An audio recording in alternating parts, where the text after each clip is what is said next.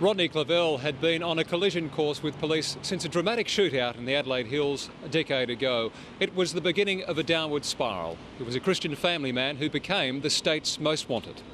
He's the former prison guard who went from calling the shots to firing them. This wild chase near Mount Pleasant in 2004, in which police and Clavell exchanged fire, was the start of a dangerous game of cat and mouse that would end a decade later on the first floor of a city brothel. Unfortunately, today's planned activities by the police didn't work out the way that we'd hoped.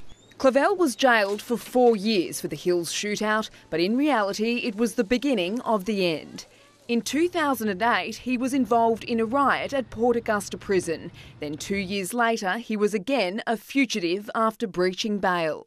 By now his drug addiction was out of control. He was unpredictable and dangerous.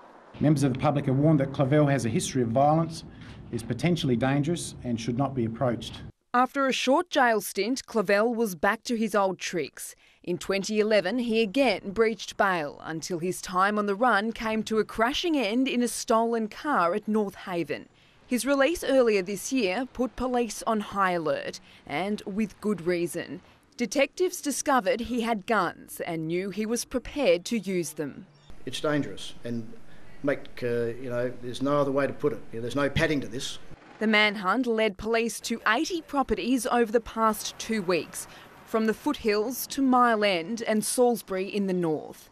City school kids forced into lockdown after a sighting on South Terrace. Like I said, panic. My kids are actually in the junior school, so I felt like they were in harm's way straight away. Apparently, kids were saying that he got guns. 11 days later, just a few hundred metres away, the chase was over. Rodney Clavell again refusing to surrender. Samantha Vardis, 9 News.